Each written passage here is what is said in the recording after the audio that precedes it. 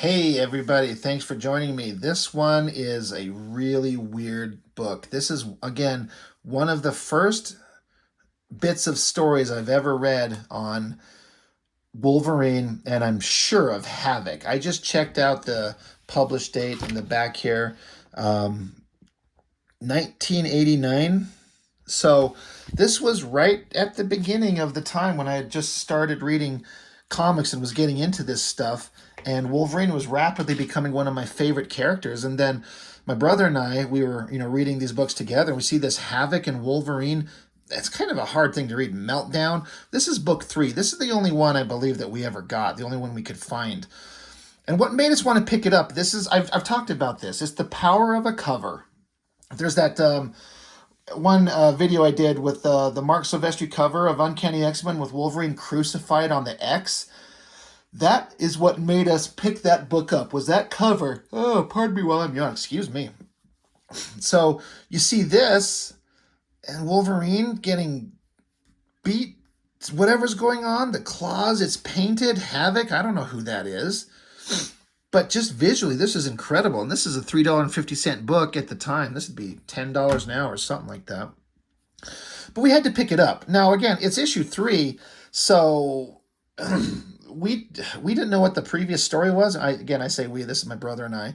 But we didn't know what was going on, but we wanted to know. So we're going to pick up Havok and Wolverine Meltdown, issue 3. And again, in the formative years of what Wolverine as a character was being defined to me as. I was reading those classic X-Men books that I've gone over with all the interesting characterization, like the conflicts between him and Cyclops in the Proteus saga, when Proteus scared Wolverine to the point where he was gun shy and Cyclops had to shake him out of it, or the Punisher Wolverine crossover, the African adventure where he's in the jungle, fighting the Punisher, and there's dinosaurs involved, and not a very super heroic portrayal of a character, this Wolverine, but an interesting character. And he was rapidly becoming the most interesting guy. And there's some shit in this book that defined who I thought the character was and is, but stuff you don't see in comics very often at all. This is interesting because it's all painted. It's look at this drab, interior, weird things. Written by Walter and Louise Simonson, longtime classic, famous and respected creators. I believe Louise Simonson was only ever a writer, but Walter Simonson is one of the most revered artists in the industry. But this is interesting because it's a painted book, but this John Muth, however you say his name, he paints Havok, and this Kent Williams, he does Wolverine. So what a weird, why do that? I wish it would be interesting to know. I guess I could have done some research and looked it up and see why they did the way they did it. But, you're going to do a painted book, and believe me, this is not no Alex Ross looking thing. This is some weird shit. But why do one guy Havok and one guy Wolverine? It kind of works. I don't know if I even noticed that on my first several reads of this back in the day. I didn't care about the creatives. I just flipped it open. I want to get reading. So painterly, as to say the least, very dark. I'm filming kind of midday here, so the light from the windows kind of, casting these lights all across these glossy pages. But instantly, this is not any kind of John Byrne, Jim Lee X-Men comic. This is a whole other thing. So it gave it a weight and a feeling to it that was just so different. And I guess this is Wolverine talking to himself here. There's there's some stuff that happened 2 issues before, so I don't know what's going on, but this is Wolverine, clearly. He's talking to himself. There's this destroyed building. This airplane's flying in the sky. Really weird. You almost can't make out what you're looking at. Head, arms, knees, and then he's changing. I guess we got to see his bare ass, snapping his belt on, pulling his gloves on, popping his claws like this. Look at this weird painting of Wolverine. That is something. and then he's pulling his mask over his head. There's a certain amount of like, when you take and do photorealistic-ish paintings of comic book characters and put them in costumes, it suddenly shows you how some of that shit doesn't work. That's why, like, even the closest comic book movie adaptations of the characters very rarely have an exact 100% exact comic accurate design, because they have to make it work on a real world kind of perspective. But when you paint like this, I mean, it's really weird, but it gives a real creepy, mysterious vibe. I don't know that I'd say that it works really well, but talking about shit that I could not believe, and we've seen Wolverine do some crazy shit in some of these comics, especially the what ifs and things like that, where he ate a baby. If you watch my videos, I bring that up all the time, because I can't believe they did. I need to make up like a rating scale of 1 through 5, like it's star ratings, but it'll be a picture of like Wolverine's bloody mouth and his wrist after he ate the baby. And we'll rate things on a fucked up scale of 1 through 5 of Wolverine eating babies level fucked up. But speaking of that, here's whoever this bad guy is, or, he must be a bad guy. He has to be, because Wolverine puts his hand on top of his head from behind and stabs his claws through his head. Like, I saw that, I was like, holy shit, what kind of adult book am I reading here? This is... what? I mean, I'm not going to, but that should be the thumbnail to this video right there. That is some violent... that defined to me who and what Wolverine could be. And this is some of my earliest readings of this character. Really fucked up. And there's one of these things I was talking about, where you put the character in his costume with a human being as a live model. It had to be. Now, if you look at this from an honest perspective, this guy's not in like comic book character shape. He's in decent shape, but it just looks so weird. And this mask, I did appreciate the weirdness of having his mask kind of flop back like that. It's almost like a court jester kind of thing. But it's visceral and it's interesting, but it also fucking looks ridiculous. Like, putting him in his costume probably shouldn't happen. They should just keep him out of his costume. Like, forget that. When you're doing paintings that have at times this kind of level of realism, that just looks strange. But I like it. I like that it exists. It wouldn't be as interesting if comics wouldn't be interesting if everything was the same. So we like these variations and these new ways of trying things. I think this is supposed to be the character Meltdown. This is supposed to be him. It's a giant, thick, weird looking. He's by far the least interesting thing in the whole book, I think. Big helicopter shot. This shot of Wolverine in his mask, that looks pretty cool. I'm on board with that. That looks all right. Then we're back with this bad guy. He's got... I don't, honestly, I can't remember what the hell's going on here, because I did not care. He's on a holographic firing range. I think he's got some powers that he can shoot from his hands or something like that, so it's going to test. They project a hologram of a tank, he blows it up. A ship, he blows it up. A city, he blows it up. Okay, I mean, I don't care. Now we're getting back to, this is supposed to be Havok. And I did not know this character. I can't understand how I would have known him. I mean, maybe I did if I was reading. I'm not sure the time frame on those classic X-Men's where he was in in the Proteus saga for a little bit. I would understand that he was Cyclops' brother, but I don't know if I knew that reading this. So I don't know if I knew who Havok was. And he was referenced, like, this painting and this face of this guy. That looks like an actor I've seen somewhere in something, and I can't place it. I wonder if you see that. Who does that look like? That's got to be somebody. And again, this is 1989, so think about the era. But that's Havok, as far as I understand. He's with some girl. He paints her kind of hot. Of course, she's red hair. That's not Jean Grey. Just calls her Scarlet. Of course, hot redhead girl in the X-Men books. And again, whatever the story is, obviously you can tell there's reference going on. They get some hot girl and have her model for them. She's on a phone call. Havok falls asleep. And then this is an interesting page of just having her like, well, undress. Like, here, sit down, pose. I'm going to paint you into a comic book. And it looks good. I mean, it looks good. I don't know what relevance this has or what's going on or what point she is to the story. I thought that piece of artwork right there was always really good. Again, you can tell they must have got some girl to do some art modeling for them. It's really good stuff. I'm guessing watercolor. I mean, it's probably mixed media, combination of a bunch of stuff. Anyway, she wakes him up. They got to go somewheres. I don't know what's going on. Again, here's that face of Havok. He looks like that. It looks like the same face. That face there, and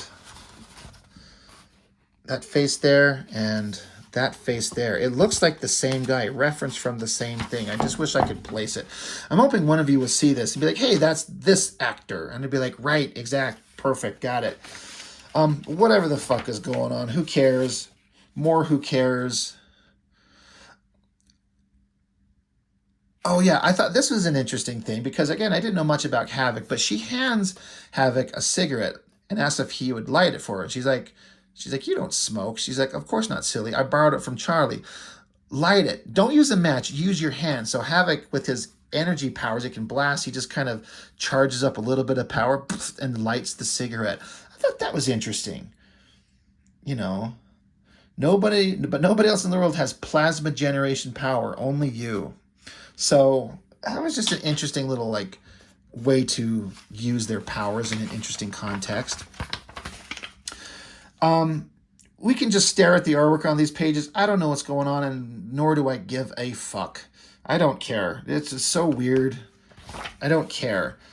This is a scene that stood out for me with Wolverine, again, painted, making him look like a real world kind of human being, not particularly attractive, but Wolverine's the last guy that gives a shit about any of that when he's on a mission.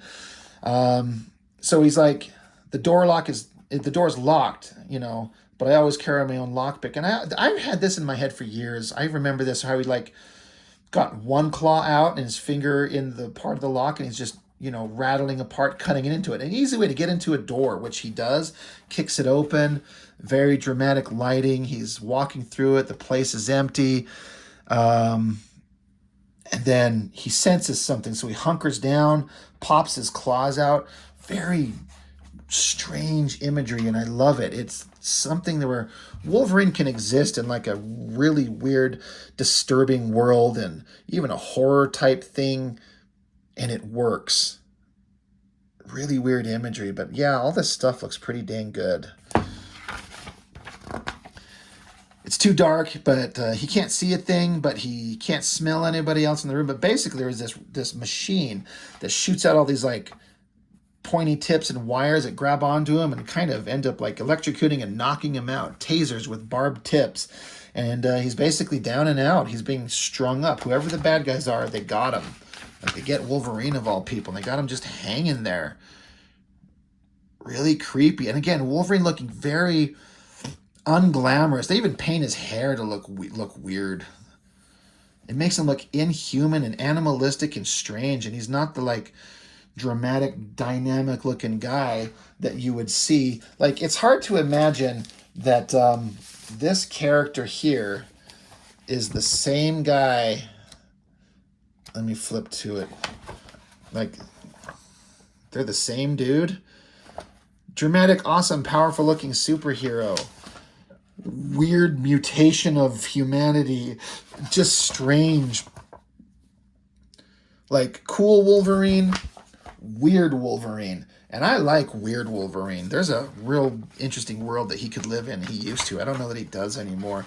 And then they got him in some kind of like tub and some kind of weird mechanical helmet on him. They taped up the tips of his claws as if that would do any fucking thing. And I like the idea, like, the claws are not like perfectly straight. They almost look like they're bent and weird, which they wouldn't be. They would be very straight and rigid, but That's an interesting way of portraying them. But why they would tape him up as if he wakes up and he starts swinging him around as if it's going to stop anything. But I think they're kind of like trying to brainwash him. Because how else are you going to get Havok and Wolverine to fight? That's so goddamn weird. So strange. Anyway, artistically, all beautiful stuff. Really weird, really interesting. Looks like it's all watercolor. You can do really cool faded out effects. Looks really good. There's that same face again. Again, whoever he's referencing, it looks like the same fucking guy. They do really good on that. And I always like the way Havok's powers are portrayed with like those circles emanating from the center of him. He's charging up. He's getting ready. He's preparing. It's like the equivalent of like a cop or a soldier going into a dangerous situation, getting his gun out, but he's charging up his powers. And it's just that interesting little visual cue there to show you about his powers and all these panels. That's really interesting. Like, I didn't know who or what Havok was, but he was this mysterious guy hanging out with a hot girl wearing a trench coat. And I didn't know if I understood what these circles were. I didn't know the character. So the way his powers are being portrayed here, whatever it is, it was really interesting. I'm like, I don't know what's going on, but God, it's cool. And then whatever he's looking for, something falls through the roof, kind of a human-looking figure. And you got Wolverine, again, looking like a weird madman. He's only wearing like a diaper, thank God. But this ugly head of his, like, this looks really cool. Again, Wolverine can exist in weird, fucked up comics, and it works really well. Just screaming death. He's like, Logan. It's me, Alex, you're alive. Man, I'm glad to see you. You're all right. Logan? I like this. I always like this picture of Wolverine here in like this fighting stance. Like he's hunkered down, he's kind of like in a fighting position, and he slashes at him. He must only barely nick him because you get hit by Wolverine's claws for real and you're done. He says he's trying to kill me. It sounds like a zombie. They got to him, but how? How can you brainwash a guy whose healing factor ought to reconstruct any damage due to him? He just keeps yelling death at him, topples on top of him. And so Havok's like, what the hell's going on? How am I going to live to find out? Because you can't fuck around with Wolverine. He's going to mess you up. And if he doesn't, you're going to be scared of this diaper that he's wearing. So this is another one of those pages where it just visually stuck out in my head forever. This shoving his head into the wall. He's got his arm cranked back for the death kill, the death blow. It's going to shove his claws, I don't know, anywhere. One hit with those, head, neck, body, you're dead, you're done. And what an interesting as fuck, the most interesting way to show Havok's powers I've ever seen. He just kind of powers up his energy, his plasma blast that he can do, and just does a big energy blast, but they show like his skeleton, almost like it does like an x-ray of him when he uses his powers and it blasts them away. Have you ever seen Havok's powers shown that way before? I mean, they're always interesting because when they draw them in the comics, it's always these circle shapes going towards. Instead of like Cyclops, where it's like an energy beam, it's like these circle shapes traveling towards its target. But this was a really cool way of doing it. I thought that's so neat. I wish that they would do this more. If I could ever draw a comic with Havok, I'd try and throw that in there. So props to the artist for coming up with a really neat way of doing that. So Wolverine's over here kind of like, oh, yeah, he's lucky that, Havok at full power could just fry the flesh off Wolverine's bones if he wanted to. So Havok's thinking to himself, I've got to think fast. If Logan's been brainwashed permanently, I'll never be able to. But then suddenly you got the eyes on Wolverine. They're opened up. They're kind of human. He's like, Alex, is that you? Are you okay? He's like, Logan, you know me? And then his eyes go from like wide open to shut with the evil smirk on his face. And he says, sucker. You hear the sound of Wolverine's claws that snicked. Stabbed him somewhere. You see Havok on the ground, and Wolverine's claws are bloody, very bloody. He lured him in. He snuck up on him in a way, like pretending to be something that he's not, that he's okay, just to lure him in and take advantage of Havok's good nature of his friend. But that's bloody claws, and he's bringing his hands back to do it again. And Havok, once again, he's not taking it. What a wild fucking painting right here. Like, this shape for his head, these hands, and again, almost a skeletal view of Wolverine as he's getting blasted. Like, Havok just lashes out. He has to. He's got to survive somehow, right? Crazy interesting way to portray those powers in painting form. And then you've got them just lying here, and Havok is pretty sure that Wolverine's dead. Like, he's freaking out. He's dead. I've killed him, Scarlet. This was an accident. Somebody else is responsible for this. I swear in your grave, I'll find who did this and kill him if it's the last thing I do. And it's just kind of cradling him. And as a spread, like as a painting, this is pretty dang good. Holding his body there. And that's the last page of that book. So, again, I don't know that I ever have seen the other issues. So I don't actually know how it begins or how it ends. But this one, based on the cover, man, we had to get it. And there was some really cool stuff that I pointed out, obviously, as we went through that.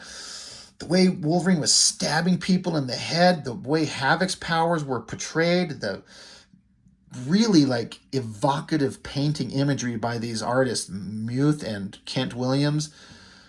One of the formative character-defining books of Wolverine and Havok for me as a kid, and I think these are certain things about them going on here that are way more interesting than subsequent versions of them, like the classic kid-safe versions of them. They need to do more adult shit like this. I mean, I don't know. Does Marvel do anything interesting anymore? Do they have the balls to do some unique kind of thing where Wolverine's stabbing bad guys in the fucking skulls, and they got realistic paintings of, you know, girls undressing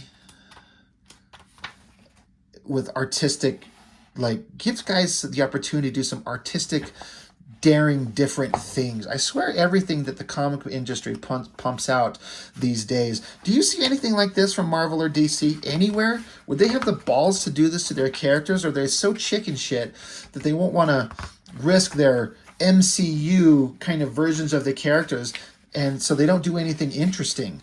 They need to do more shit like this in the comics. And maybe they do. I don't know. I don't see it. I don't see it hyped out anywhere. And again, this isn't my favorite anything, but there are some of my favorite moments ever in this. But the whole thing as a complete package is not my favorite Havok or Wolverine anything. But these moments of them in here are some defining characteristics of them that I think define who the characters are to me to this day.